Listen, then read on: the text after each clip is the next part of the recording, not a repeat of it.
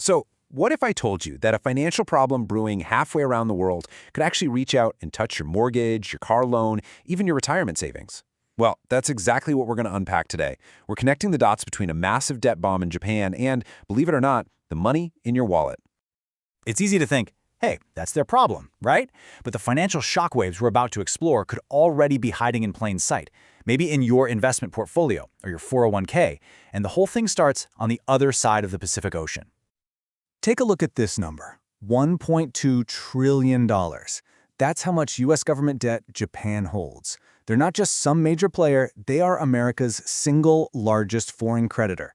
This is the financial link that ties these two economic giants together, for better or for worse. All right, so to really get what's at stake here, we have to go right to the source of the problem. You see, there's been this financial pressure building in Japan for decades, and frankly, it's threatening to turn into a full-blown tsunami for the U.S. market. I mean, the numbers here are just jaw-dropping.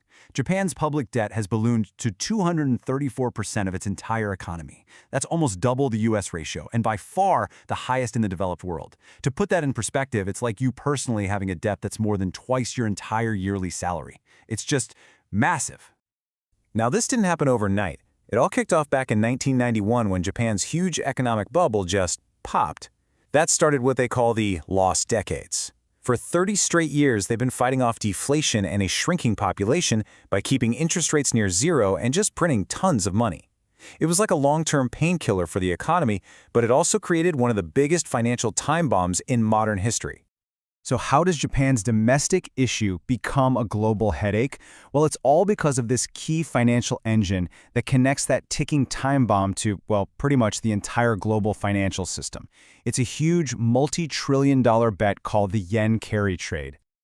The yen carry trade sounds complicated, but the idea is actually pretty simple. You borrow money where it's super cheap, like in Japan with its super low interest rates, and you invest it where it earns more, like in US dollars. The sheer scale of this is what's so mind-boggling. We're talking about a $20 trillion trade. That is larger than the entire U.S. economy. For decades, this was just an incredibly simple, profitable move. Big global investors would borrow Japanese yen for practically nothing, swap them for US dollars, and then buy US government bonds that paid a much higher interest rate. That difference in rates, that was their profit. It was basically seen as low-risk, easy money. But here's the thing. The game has completely changed. That huge, juicy profit gap that everyone was enjoying, it's shrinking, and it's shrinking fast. Japan's interest rates are finally starting to tick up, while at the same time, U.S. bond yields are falling. All of a sudden, that free money strategy doesn't look so free anymore. In fact, it's starting to look pretty risky. And this right here is the major turning point. You see, when a $20 trillion trade stops being profitable, it doesn't just quietly go away. It reverses, and it can reverse violently. This is what the pros call the great unwinding, and it's what kicks off a very powerful and dangerous chain reaction. The first step in this whole unwinding process is just simple logic. To get out of the trade, all those investors have to sell their U.S. assets, we're talking mostly government bonds, to get the dollars they need to then buy back yen and pay off those cheap loans they took out. This is the first massive domino to fall. And when that domino falls, it triggers a fundamental rule of the market. It's kind of like financial gravity. When a giant player like Japan starts dumping U.S. bonds, that flood of supply makes bond prices drop. And here's the crucial part. Bond prices and bond yields, which is just another name for interest rates, always move in opposite directions. So, to convince new people to buy these falling bonds, the interest rate, the yield, has to go up. Okay, so this is where it all comes home. All this talk about global finance is about to knock on your front door. Because rising interest rates on U.S. government bonds don't just stay in Washington, D.C., they ripple out through the entire economy and hit all of us. And here's why. The interest rate on government bonds is basically the benchmark for almost every other kind of loan out there. So when it costs the government more to borrow money, it's going to cost everyone else more too. We're talking higher mortgage rates, higher car loan rates, and yep, higher credit card interest. This is the direct shockwave to your wallet.